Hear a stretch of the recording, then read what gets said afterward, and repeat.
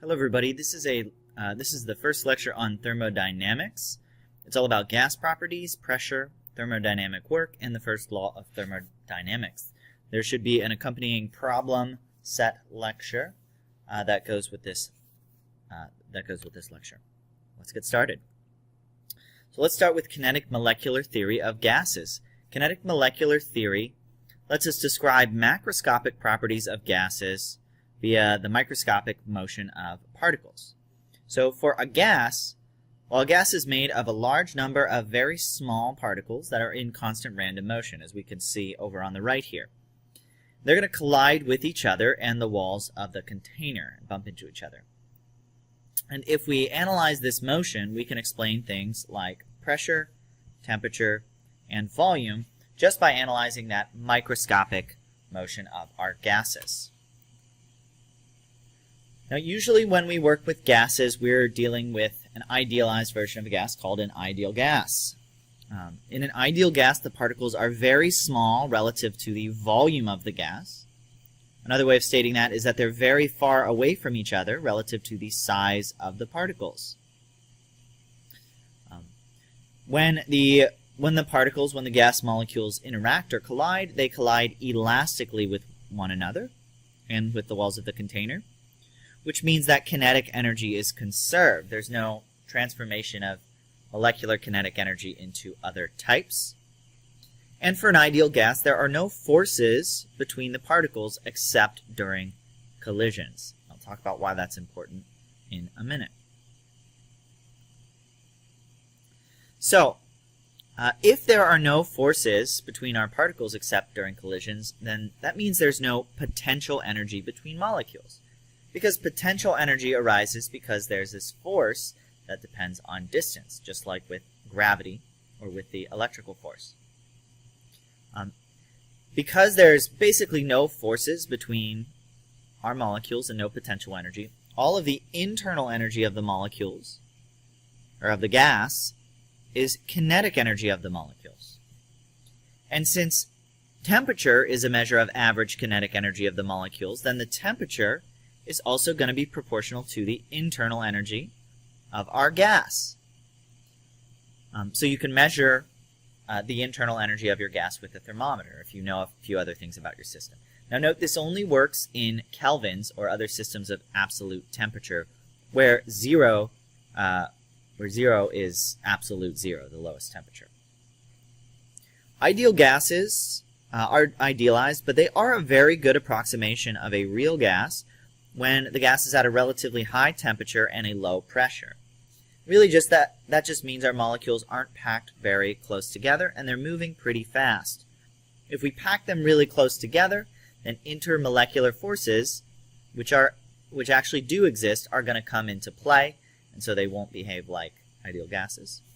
And if they're moving slow, then their speed won't, their kinetic energy won't overwhelm the very, very small intermolecular forces. So we idealize gases, but it's a good approximation of real gases. So let's talk about thermodynamic systems. Now, a system in science or physics is just a portion of the universe of interest, just some object or set of objects that we care about. And in thermodynamics, it's usually a container full of a gas. Now, the gas fills the volume of that container. There are three types of systems. There's an open system, a closed system, and an isolated system. In an open system, matter and energy can be exchanged with the environment. An example of an open system is a house with open windows on a warm summer day. Energy can be exchanged, and matter can be exchanged as air flows in and out.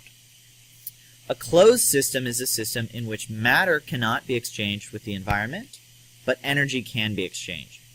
So if you seal up something inside of a container, like a sealed soda pop can or a sealed container full of gas, that's a closed system. And in an isolated system, neither matter nor energy can be exchanged. So we can actually approach isolated systems if we reduce the amount of energy that can flow in and out of something, and that's really important for a lot of physics and chemistry.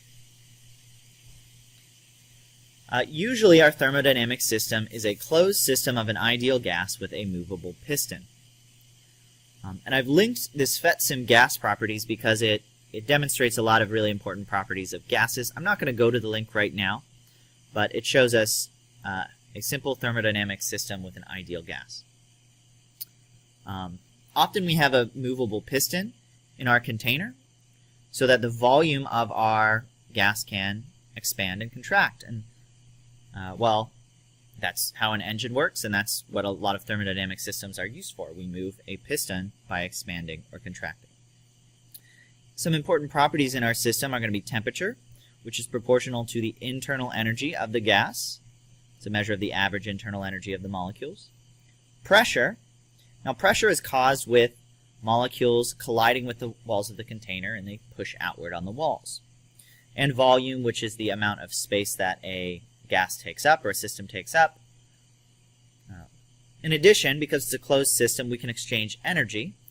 Usually we're exchanging heat with the environment. So pressure, the variable we use for pressure is capital P, occurs because the molecules in a gas are continuously colliding with the walls of the container. And during every collision, they apply a force to the walls of the container. The faster they hit the walls of the container and the more frequently they collide with the walls, the greater the total force. But pressure isn't just force. Pressure is force per unit area, or P equals F over A. So if you have a greater force, or that force is applied over a smaller area, you get a higher pressure. The SI unit for pressure is the Pascal. 1 Pascal is 1 Newton per square meter. However, another common unit of pressure is the atmosphere, ATM. And an atmosphere is approximately the amount of pressure that we feel from the atmosphere, from the air in the atmosphere. 1 atmosphere is 101,325 pascals. Atmospheres are often used because the number of pascals is incredibly high compared to the atmospheric pressure. And often we want to compare things to atmospheric pressure. Anyway. Okay, let's do an example problem. 500 newtons is applied over an area of 2.0 centimeters by 2.0 centimeters. What is the pressure in pascals and atmospheres? Well, we know pressure equals force over area. We're given the force, 500 newtons. We're given the area. Well, we're not given the area. We're given that it's an area of 2 centimeters by 2 centimeters. It should say that it is a square area of 2.0 centimeters by 2.0 centimeters. Well, we want to find the pressure in pascals and atmospheres. Let's convert these centimeters to meters and find the area. Area of a square is just, well, the side length squared. And our side length in meters is 0.02 meters, that whole thing squared. So our area is 0.02 squared. 4.0 times 10 to the minus 4 meters squared. So our pressure then is just 500 newtons over 4.0 times 10 to the minus 4 meters squared. Newtons per meter squared, newtons per meter squared equals Pascal, so 500 over our answer gives me 1.25 times 10 to the 6 pascals. Now, if we want to convert that to atmospheres, we just need to multiply by our conversion factor. We know that 1 atmosphere up top, is 101,325 pascals. Going to the next slide. 101,325 pascals. So we take this answer, divide by 101,325. We get our pressure equals 12.3 atmospheres. Okay? Next slide. So this is just to demonstrate a few properties of pressure. In the right, there's a picture of a bed of nails, and that person is actually laying on a bunch of different nails. They're very sharp, very small. Now, why is this possible? And the second question is, a 110-pound woman steps on your foot with the stiletto heel of her shoe. A 240-pound man steps on your foot with the heel of his flat boot. Which hurts more?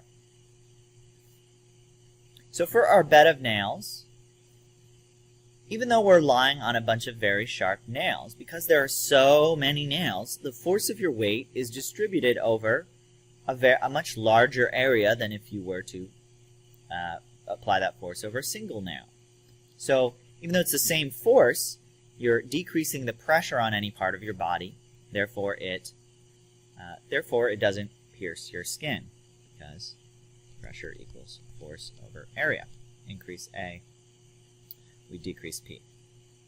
In the second scenario, even though the larger man applies a greater force to your foot, because his shoe is flat, that force is applied over a much greater area, so the pressure is a lot less than the stiletto heel. Which is why it hurts a lot more for somebody to step on you with their heel than it does with a normal shoe. It's a much greater pressure, even if the force isn't greater. Okay, next up is thermodynamic work. Gases can do work to their environment. They can apply forces over distances. So let's suppose we have a gas in a cylindrical container with a movable piston, as in this diagram. Well, the work that something does is just force times change in distance, or distance. Gases apply that force through pressure from the molecules. Well, pressure equals force over area, so that means force is equal to pressure times area. We can also look at how the volume expands if we push that piston. The change in volume is just going to be the area of the base times the change in height, or change in distance. Delta V equals A delta D. So our change in distance is delta V over A. If we substitute those in, we get work equals pressure times area times delta V over area. Area cancels, and we get that the work done by our gas is pressure times change in volume. Now, keep in mind that this only works at a constant pressure. This type of process, constant pressure process, is called an isobaric process. Isobar, I remember it because a barometer is used to measure pressure. Isobar means same bar, same pressure. If our pressure is changing, we would need calculus. By convention, W is the work done by the gas on the environment. So that means W is positive when the gas expands, because it's pushing on the environment and expanding. The force is in the same direction as the distance. And work is negative when the gas contracts.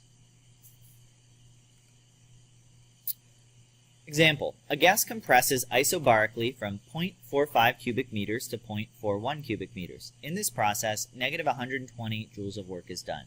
What is the pressure of the gas? Well, work equals pressure times change in volume.